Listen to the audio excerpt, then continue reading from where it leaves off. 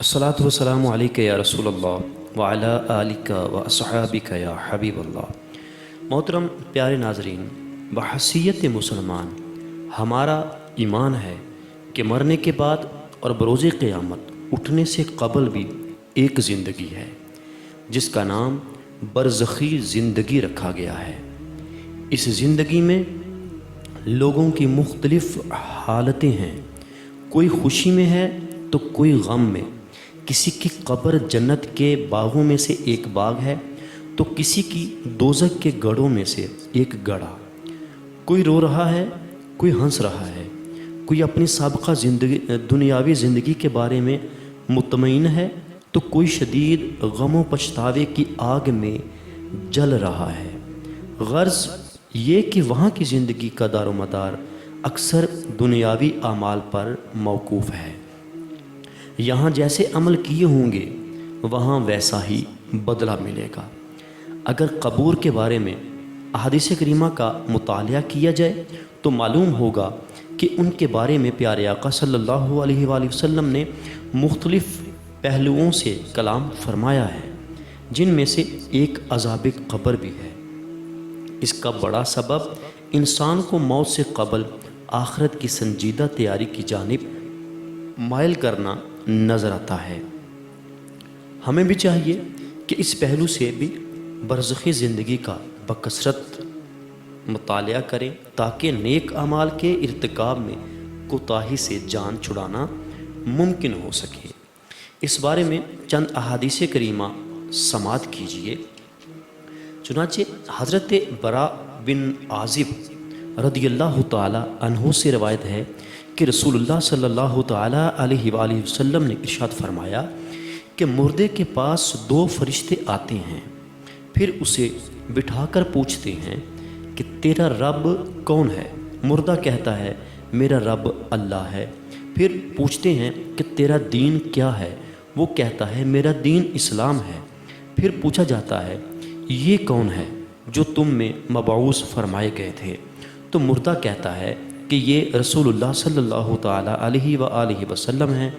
رسول اللہ صلی اللہ علیہ وسلم نے فرمایا پھر ایک پکارنے والا پکار کر کہتا ہے کہ میرے بندے نے سچ کہا، چنانچہ اس کے لیے جنت کا بچھونا بچھاؤ اور اس کو جنت کا لباس پہناؤ اور اس کے لیے جنت کی طرف ایک دروازہ کھول دو۔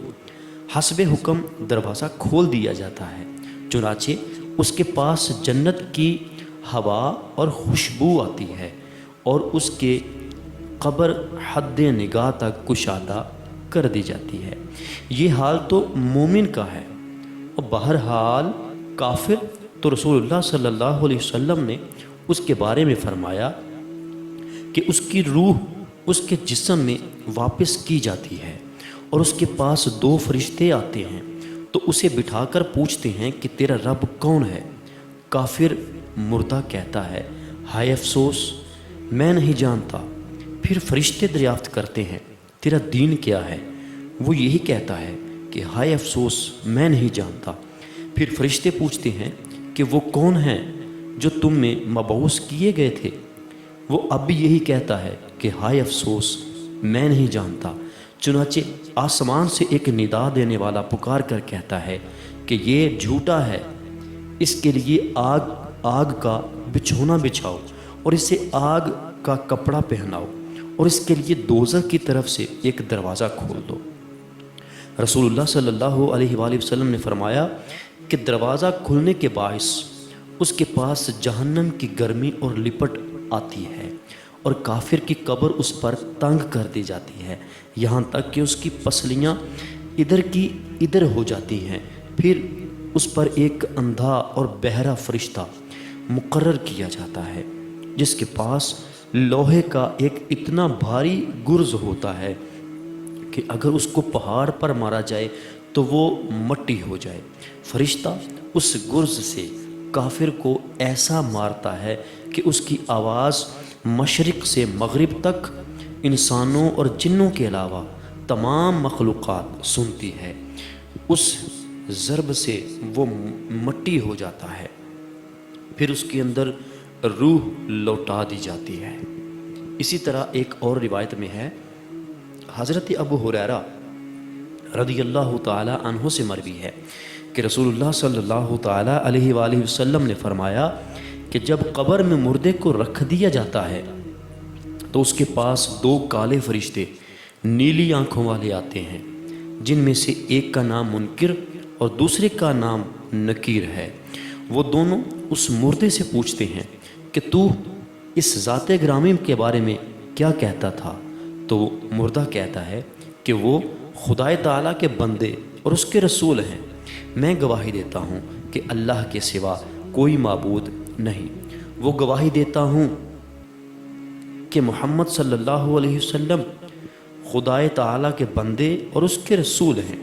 یہ سن کر دونوں فرشتے کہتے ہیں کہ ہم پہلے سے جانتے تھے کہ تو یہی کہے گا۔ پھر اس کی قبر 70 گز لمبی اور 70 گز چوڑی کر دی جاتی ہے۔ اس کے بعد اس کی قبر میں روشنی کی جاتی ہے۔ پھر اس سے کہا جاتا ہے کہ سو جا۔ تو مردہ کہتا ہے کہ میں اہل و عیال میں جا کر اس حال سے ان کو آگاہ کر دوں۔ فرشتے کہتے ہیں تو سو جا جیسے دلہن سوتی ہے، اور جس کو صرف وہی شخص جگا سکتا ہے جو اس کے اہل میں سے سب سے زیادہ محبوب ہو۔ چنانچہ وہ سو جاتا ہے یہاں تک کہ خدا تعالیٰ اسے قیامت کے دن اس کی قبر سے اٹھائے گا۔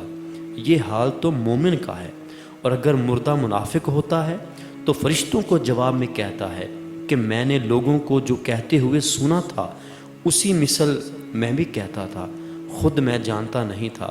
تو فرشتے کہتے ہیں کہ ہم جانتے تھے کہ تو ایسا ہی کہے گا۔ پھر زمین کو حکم دیا جائے گا کہ اس کو دبا دے، تو وہ اسے دبائے گی یہاں تک کہ اس کی پسلیاں ادھر کی ادھر ہو جائیں گی، اور وہ اسی طرح ہمیشہ عذاب میں مبتلا رہے گا یہاں تک کہ خدا تعالیٰ اس کو بروز قیامت اسی جگہ سے اٹھائے گا۔ حضرت ابو سعید خدری رضی اللہ تعالی عنہ سے روایت ہے کہ رسول اللہ صلی اللہ تعالی علیہ وآلہ وسلم نے فرمایا کہ کافر پر اس کی قبر میں 99 اژدہے مقرر کیے جاتے ہیں جو اس کو قیامت تک کاٹتے اور ڈستے رہیں گے۔ ان اژدہوں میں سے کوئی ایک اگر زمین پر پھنکار دے تو زمین سبزہ پیدا کرنے سے محروم ہو جائے۔ حضرت ابو ہریرہ رضی اللہ تعالیٰ عنہ سے مروی ہے کہ نبی کریم صلی اللہ تعالیٰ علیہ وآلہ وسلم نے ارشاد فرمایا کہ پیشاب کی چھینٹوں سے بچو کہ عموماً عذاب قبر اسی وجہ سے ہوتا ہے۔ عوام بن جوشب کہتے ہیں کہ مجھے ایک قبیلے میں جانے کا اتفاق ہوا۔ اس کے ایک طرف قبرستان تھا۔ عصر کے بعد اس قبرستان میں ایک قبر پھٹتی تھی، اور اس سے ایک شخص ظاہر ہوتا جس کا سر گدھے کی مانند ہوتا تھا اور جسم انسان کی طرح۔ وہ شخص 3 مرتبہ گدھے کی طرح آواز نکال کر پھر قبر میں غائب ہو جاتا تھا۔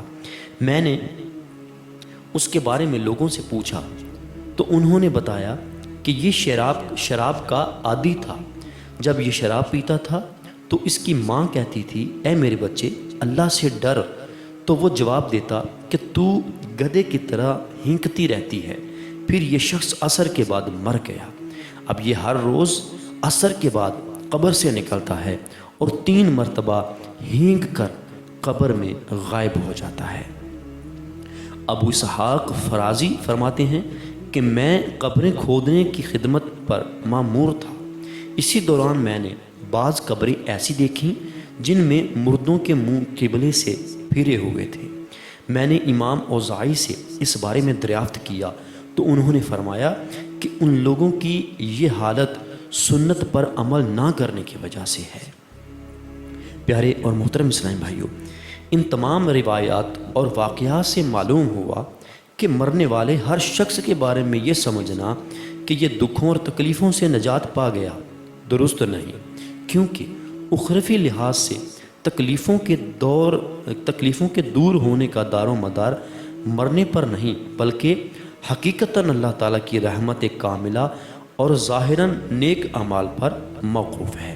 لہٰذا ہم سب کو چاہیے کہ اللہ تعالیٰ سے اس کی رحمت طلب کرنے کے ساتھ ساتھ ایسے اعمال اختیار کریں جن کی برکت سے مرنے کے بعد عذابات و رسوائی سے نجات ممکن ہو سکے۔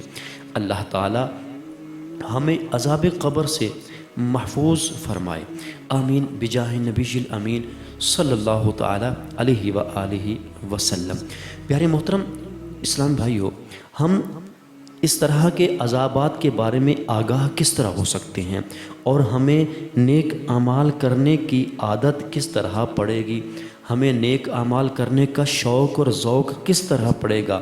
اس کے لیے ہمیں نیک لوگوں کی صحبت کو اختیار کرنا پڑے گا، ہمیں مسجد میں جانا پڑے گا، مفتیان کرام علماء کرام کے پاس بیٹھنا پڑے گا، ہمیں اپنے امام صاحب جو محلے کی مسجد کے امام صاحب ہیں ان کا قرب حاصل کرنا پڑے گا، ان کے پاس بیٹھنا پڑے گا، ان سے آپ کو سننے میں ملے گا کہ نیک اعمال کون سے ہیں اور برے اعمال کون سے ہیں، کن اعمال کی بنا پر بخشش ہو جائے گی اور کن اعمال کی بنا پر عذاب ہوگا۔ اگر آپ اس طرح کی حکایت جاننا چاہتے ہیں، عذابات و رحمت کا بیان سننا چاہتے ہیں، تو نیک لوگوں کے پاس بیٹھا کریں، علماء اہل سنت کے پاس بیٹھا کریں، ان کے بیانات سنا کریں، نیک لوگوں کی صحبت اختیار کریں۔ نیک لوگوں کی صحبت اختیار کرنے کے بہت فائدے ہیں۔ جہاں پر اللہ کے نیک بندے ہوتے ہیں وہاں پہ اللہ کی رحمتیں نازل ہوتی ہیں۔ آپ نیک لوگوں کے پاس بیٹھیں گے تو آپ پر بھی اللہ تعالیٰ کی رحمتیں نازل ہوں گی، آپ پر بھی وہ نیک لوگوں والا رنگ جو ہے وہ چڑھ جائے گا۔ تو نیک لوگوں کے پاس بیٹھا کریں۔ آئیے میں آپ کو ایک بہت ہی پیارا ماحول بتاتا ہوں جس کے اندر نیک لوگ ہیں، نیک لوگ ہیں جو نیکی کی دعوت دیتے ہیں، نیک لوگ ہیں جو لوگوں کو نیک اعمال کے بارے میں بتاتے ہیں اور برے اعمال کے بارے میں بتاتے ہیں۔ وہ لوگ دعوت اسلامی کا مہکا مہکا اور سنتوں بھرا مدنی ماحول ہے۔ آپ مدنی ماحول میں آئیں، اجتماع میں آیا کریں، پیارے پیارے لوگوں کے پاس بیٹھا کریں۔ یہ لوگ آپ کو بتائیں گے کہ نیک اعمال کون سے ہیں، برے اعمال کون سے ہیں، کون سے برے اعمال سے ہمیں بچنا چاہیے اور نیک اعمال کس طرح کرنے چاہیے۔ تو آئیے ان کے پاس اجتماع میں شرکت کیا کریں، کیونکہ یہ وہ تحریک ہے جس کا ایک ہی مدنی مقصد ہے، جو ہے کہ مجھے اپنی اور ساری دنیا کے لوگوں کی اصلاح کی کوشش کرنی ہے۔ اپنی اصلاح کی کوشش کرنے کے لیے امیر اہل سنت، امیر دعوت اسلامی حضرت علامہ مولانا محمد الیاس عطار قادری آقائی و مرشدی، آپ نے ایک پمفلٹ جس کا نام ہے 72 مدنی انعامات۔ یہ 72 مدنی انعامات ایسا پمفلٹ ہے، اگر کوئی اس 72 مدنی انعامات پر پورا عمل کر لے تو وہ بندہ اللہ کا ولی ہو جاتا ہے۔ اپنی اصلاح کی کوشش کے لیے 72 مدنی انعامات پر عمل کیجئے اور لوگوں کی اصلاح کی کوشش کرنے کے لیے مدنی قافلوں میں سفر کیجئے۔ دعوت اسلامی کے تحت 3 دن، 12 دن، 1 ماہ اور 12 ماہ کے قافلے سفر کرتے رہتے ہیں۔ آپ قافلوں میں سفر کریں گے، لوگوں کو نیکی کی دعوت دیں گے۔ آپ کی وجہ سے اگر کوئی راہ راست پر آ گیا، نیکی کی اعمال کرنے لگا، تو جتنے وہ نیک اعمال کرتا رہے گا ان نیک اعمال کا ثواب آپ کو بھی ملتا رہے گا، آپ کی بھی دنیا و آخرت سنورتی رہے گی۔ تو ضرور آپ مدنی قافلوں میں بھی سفر کیجئے۔ اللہ تعالی ہم سب پر اپنا فضل فرمائے، ہمیں نیک اعمال کرتے رہنے کی توفیق عطا فرمائے اور برے اعمال سے بچتے رہنے کی توفیق عطا فرمائے۔ محترم ناظرین، آج کی اس ویڈیو میں آپ نے عذاب قبر کے بارے میں بیان سنا کہ برزخی زندگی کیا ہے۔ برزخی زندگی میں جو عذابات ہیں وہ بھی برحق ہیں اور جو خوشیاں ہیں، رحمتیں ہیں، وہ بھی برحق ہیں۔ آپ نے آج کی اس ویڈیو میں یہ ملاحظہ فرمایا۔ اگر آپ اس طرح کی مزید اچھی ویڈیوز دیکھنا چاہتے ہیں تو ہمارے چینل فیضان حدیث ٹی وی کو سبسکرائب کیجئے اور ساتھ ہی بیل نوٹیفیکیشن کو آل نوٹیفیکیشن کے اوپر پریس کر دیجئے۔ اس کا فائدہ آپ کو یہ ہوگا کہ ہماری روزانہ کے طور پہ آنے والی نئی ویڈیو آپ تک جلد سے جلد پہنچ جائے گی۔